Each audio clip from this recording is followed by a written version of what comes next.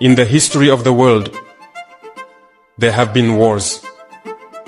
And during the Second World War, people organized themselves to defend all over the place. But there is a country that could not defend itself, which had to come and take our ancestors to go defend them. And today that same country wants to give us lessons.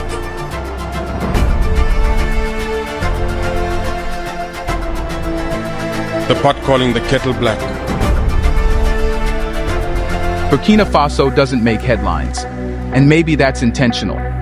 While the world looked away, this landlocked nation expelled a former empire, built its airplane, reclaimed its gold, and housed tens of thousands without foreign help.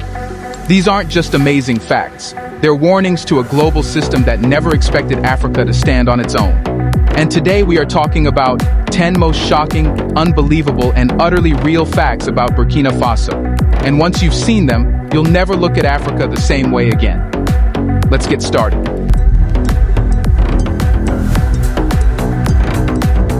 When Burkina Faso first gained independence in 1960, it was on paper. French flags came down, yes. New national symbols went up, yes.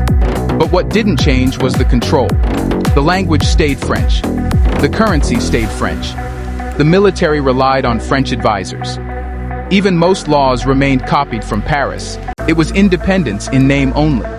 But something rare happened in 2023.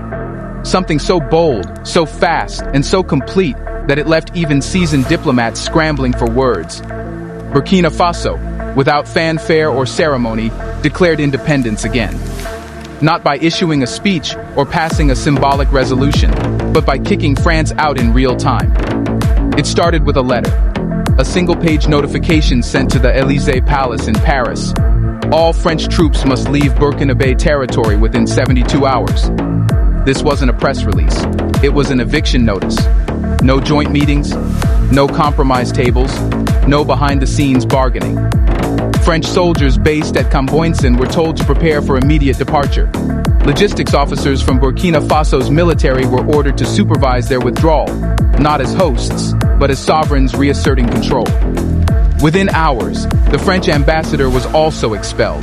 He had no warning. His expulsion was so sudden, the embassy had to request a safe exit under local police escort. Then came the shutdown of Radio France Internationale and France 24. Both banned indefinitely for spreading colonial propaganda and falsehoods. But perhaps the most strategic move of all? Burkina Faso revoked all military accords signed with France, including the controversial defense agreements that allowed Paris to intervene inside the country without seeking approval from Parliament. Those agreements had stood for decades. With one decree, they were gone. This wasn't noise, it was precision. It wasn't a rebellion, it was control.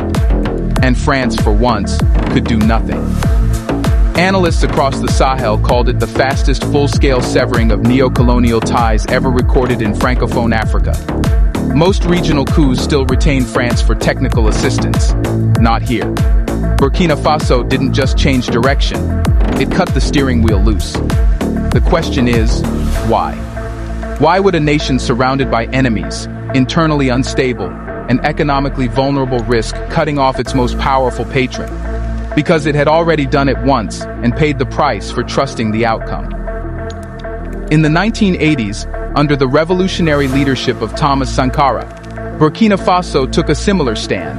Sankara refused World Bank loans, kicked out exploitative foreign companies, nationalized land, vaccinated millions, and declared, "We must dare to invent the future." He even renamed the country from Upper Volta to Burkina Faso, land of upright people. But in 1987, Sankara was assassinated. The killers were armed and supported by regional actors tied to France. After his death, his reforms were reversed, his allies were exiled or killed, and the nation was dragged back under the grip of old powers. Foreign influence crept back in, silently but steadily. So in 2023, the Second Declaration of Independence wasn't just political, it was historical. It was the unfinished mission of 1987 brought back to life.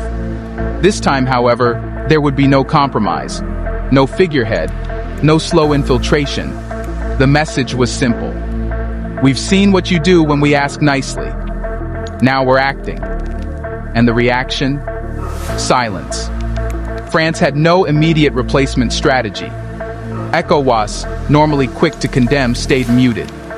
Even the United States issued only a soft statement of concern, because no one expected it.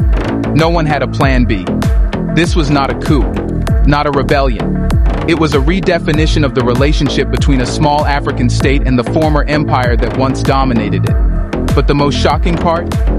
Burkina Faso didn't fall apart after the exit. It stabilized. Within 6 months, border security improved. Attacks by insurgents decreased in key regions. Defense spending was redirected toward domestic production. And for the first time in 20 years, young Burkinabe said they could see themselves staying in the country, not fleeing to Europe. What the world witnessed wasn't a breakdown, it was a controlled detachment. Burkina Faso didn't slam the door. It locked it from the inside and quietly walked away. Now, Burkina Faso is one of the few states that isn't controlled by anyone. Number 9. First homemade plane. Did you know all this about Burkina Faso? Are you surprised? Let us know in the comments section. Has Burkina Faso made it? Do you want to watch more videos like this one? If so, subscribe to our channel and press the bell icon next to it. We have decided to bring videos on something nobody talks about: the black culture, civilization, history, and evidence about how glorious blacks have been. Thanks for watching, and until the next video, stay tuned.